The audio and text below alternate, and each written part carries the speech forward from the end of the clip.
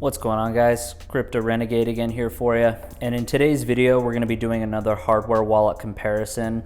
On my left, we have the Keevo Model 1 brand new hardware wallet. And on the right here, we have the original SafePal S1 hardware wallet. Stay tuned, you're not going to want to miss this one. All right, guys, welcome back. So in today's video, I wanted to do a hardware wallet comparison between the Keevo Model 1, which is on my left, and then on my right here, we have the SafePal S1. And this device has been around for a few years and one that I still use today.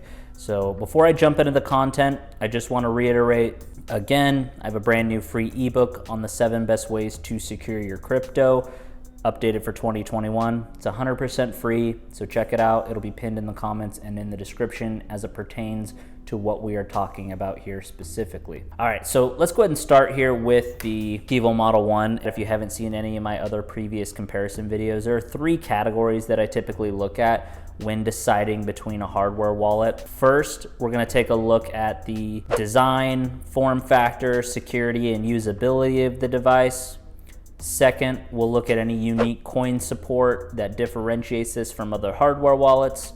And then third, we'll take a look at the price comparison of these 2 wallets, and then ultimately which wallet I would choose if I could only pick one. So again, let's go ahead and start here with the Keevo Model 1. This is a brand new hardware wallet, and this is a high-end and a premium wallet. I'm gonna touch on some of the unique features that make this wallet different than any other hardware wallet for that matter. Again, this is a brushed stainless steel. This is a higher-end premium hardware wallet. As you can see, it's got a full color touchscreen. What makes this ultimately different is that this is a connected device. It's got obviously a thumbprint authenticator here on the left, and then up here we have the USB-C connector.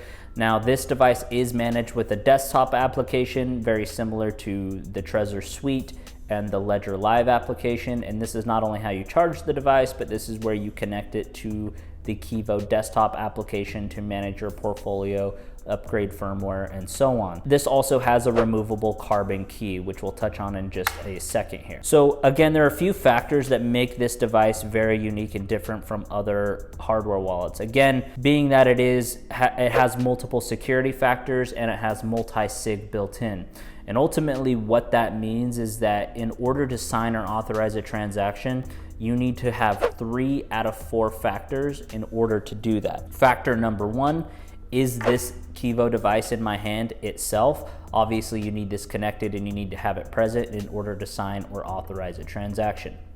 Number 2 is the thumbprint authentication. Obviously a thumbprint is unique to you, but you can also have multiple thumbprints programmed in. So if you want to share this device with a loved one or a spouse, you can do that as well. And that's a very secure option that a lot of people choose to do. The third option here is factor is the PIN code. This PIN code is 4 to 8 digits. It's set up by you and you have to initialize that upon the device setup.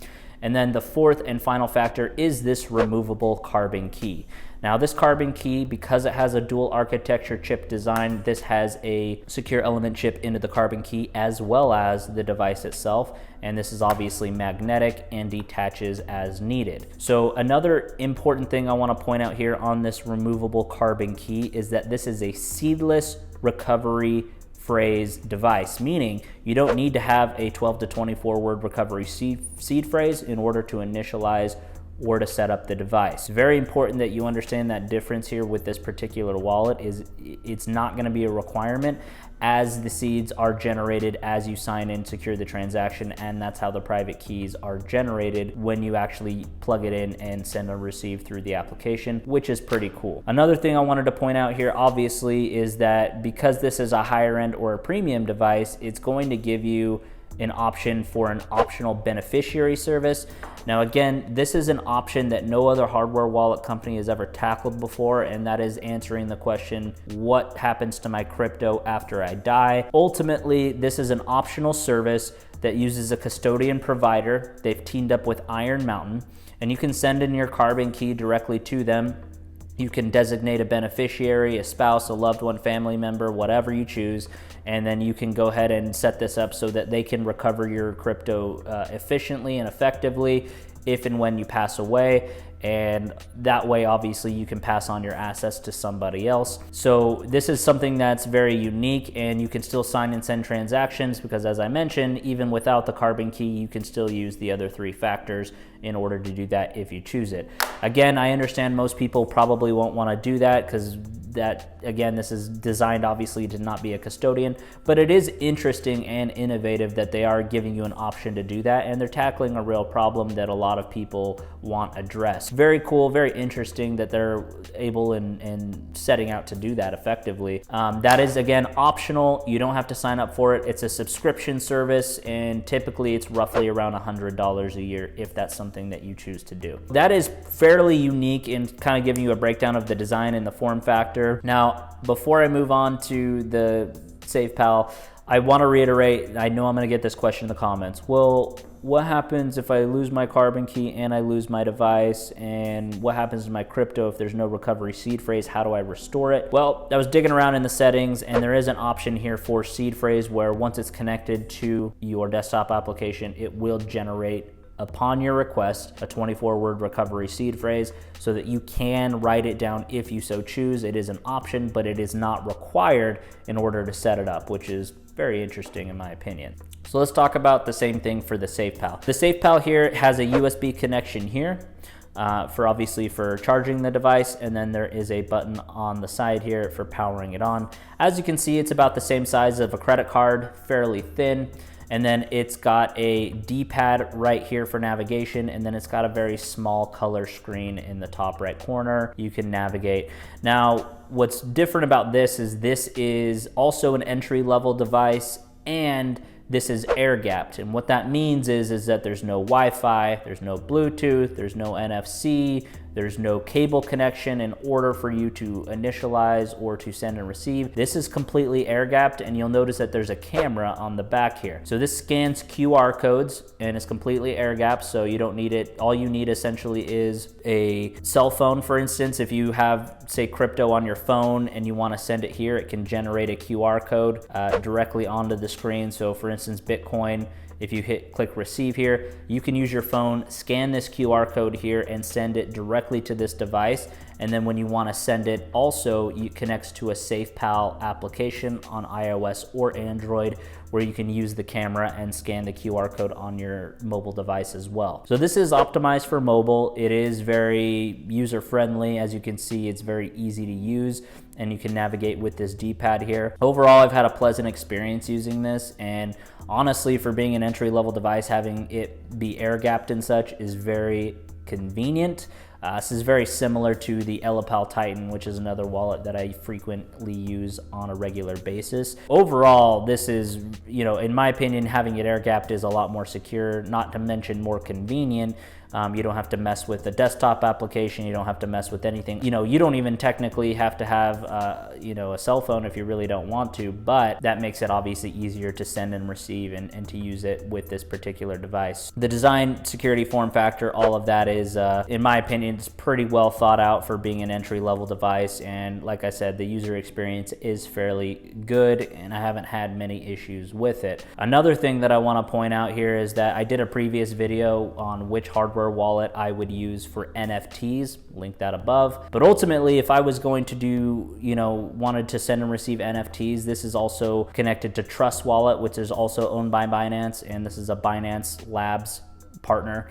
So this is technically funded by Binance, but it's its own company, and you can store different collectibles and different NFTs directly on this wallet if you want. And honestly, for my own NFTs, this is the wallet that I use. Very interesting use case that you have here that you're not going to get with a lot of other wallets. Now let's talk about the second category here, which is the unique coin support. I wanted to point out here that on the Keevo Model 1, as this is a brand new hardware wallet that reached the market, this does have limited coin support at launch, which is fairly normal for a new hardware wallet company, mainly because they want to get it out. Obviously, they want to work out any minor bugs and things of that nature. But as someone that's worked on a hardware wallet device myself, it's very capital intensive and time intensive, not to mention a lot of testing that goes involved before you add and scale in more coins. With that said, here are the coins. First, obviously, is Bitcoin, and this also will support SegWit, BEC32, and legacy. So that's Bitcoin and its different variations. Secondly, Bitcoin Cash. Third, Bitcoin SV. Fourth, Ethereum.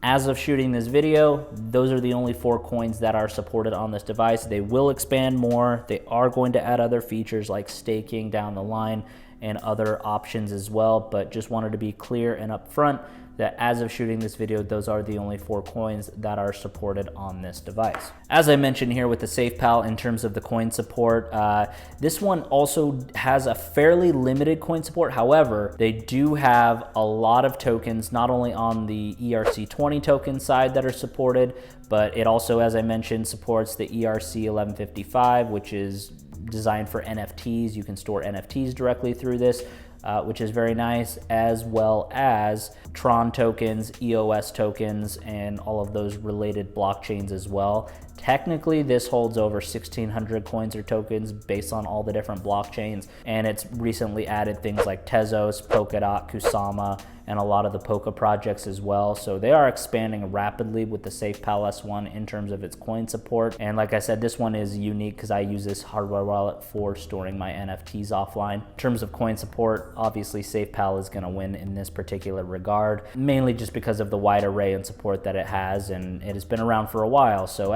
obviously as time goes on, the coin support is going to be expanded, tested, verified, and so on and so forth. So let's talk about the final category, which is the price. Now again, this is sort of like comparing apples to oranges, because on my left, the Keevo is a high-end and a premium device, whereas the SafePal is more of an entry-level device. The price on the Keevo Model 1, the standard Keevo Model 1, is $299. There is an optional $399 for a Founders Edition. This is the first 1,000 units, and it comes with the Collector's Edition carrying case, as well as a free year of the Beneficiary service subscription included. That is optional, but just wanted to point that out. Now, the SafePal S1, standard price for this one is $59. However, it is on sale right now for $39.99. For both of these, check the links down below in the description to get the best possible deals you can get at any given time, as well as the up-to-date coin support at any point you watch this video in the future. So this is $39.99. Again, this makes this one of the cheapest hardware wallets that you can get, even cheaper than the Trezor One and the Ledger Nano S.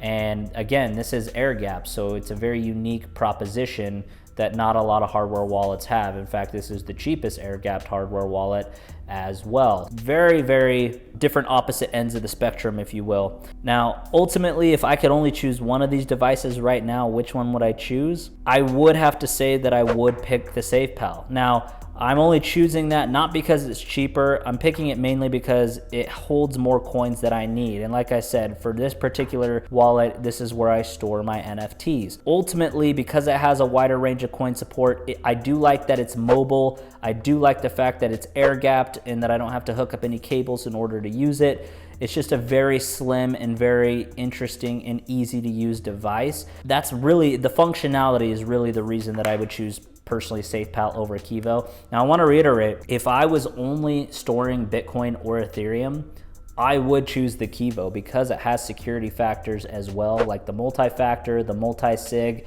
and it has these optional services as well, including the removable carbon key. If I was only holding those two coins, I would choose the Keevo hands down, because this is a higher quality device and it's gonna be upgraded with more features than I think anyone even really realizes yet. But as of shooting this video, the SafePal S1 for me is gonna win based purely on the coin and NFT support that I personally need at this time. That's my roundup, guys. If you have any questions, comments, or concerns, leave them down below. I'll do my best to address it. Or if there's anything that I left out that you want answered, leave it in the comments. I'll do my best to answer it. And then go ahead and click in the top right corner here, where I will do a full unboxing review in depth on the Keevo Model 1 here, and you can see all the breakdown there. I will see you guys in that video.